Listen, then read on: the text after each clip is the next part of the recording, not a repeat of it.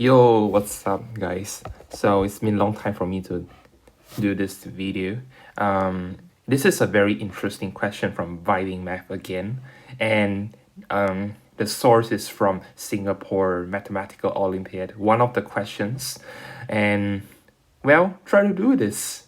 I believe that this is kind of out of syllabus, but let's try to do this. We will come back in a few minutes. Okay, some of you might get stunned with this kind of question. Well, I would like to tell you this question is actually suitable for those who are learning A levels with a bit knowledge of further maths.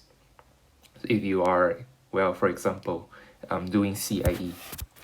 So let's start off with a bit of theorem, which we call it as Papa-Stewart's theorem. So in Papa-Stewart's theorem, we were going to name any triangle here with a random bisector. It's not actually a bisector, it's just a divider of this line, which we call as BC here. And on the top, this vertex is called A. We have A, B, C, and we have a side length of B, A, and also here in this case, C. And then we have here M, N, and then we have here this from this point to this point A with the length L.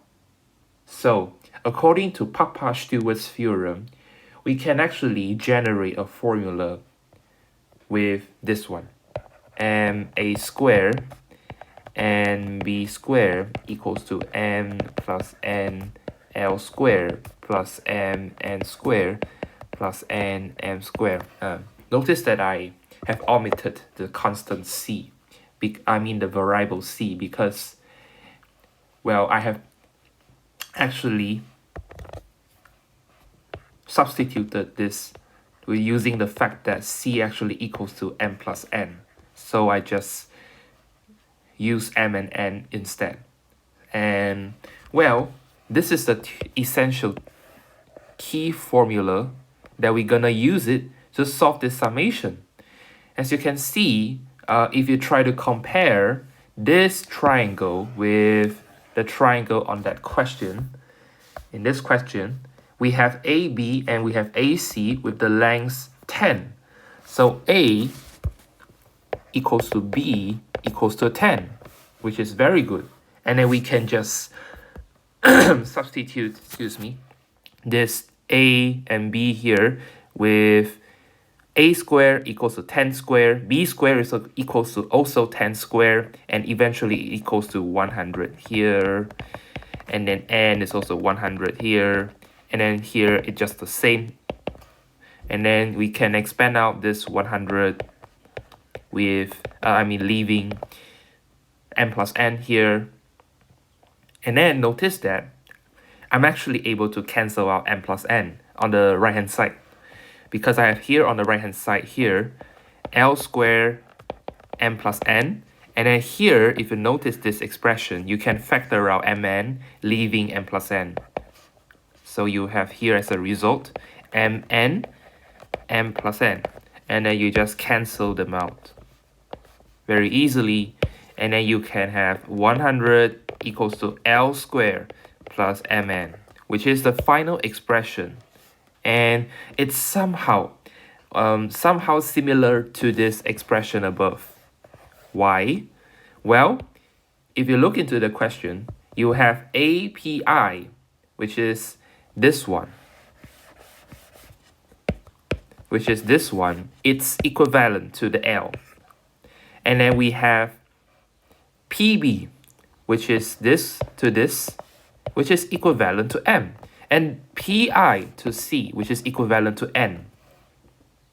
Yes, and obviously we have already this expression, which is exactly same as this green one. Okay, now,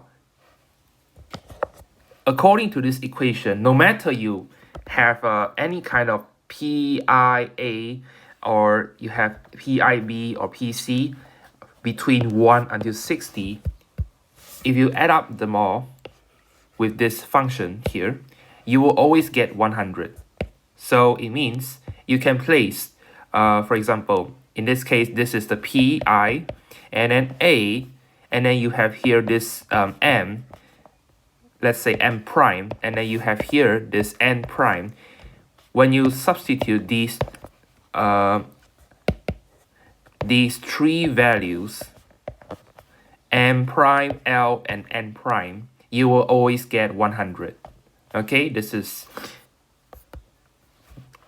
just same as this, as what the equation shows. And we have the summation here. We can just directly substitute this with 100. So we write it back as equals to sigma I equals to 1 under 60, 100. 100 is a constant, we can take it out. And then I equals to 161. And then 1 of any summation, it just like, if you have, for example, the summation in general, I equals to 1 until n, and then you have this 1 inside the summation, it's always equals to n. Yes, it's always equal to each other. And so we have here 100 times 60, and then equals to 6,000, which is the final answer. Thanks for watching, and please subscribe to my channel.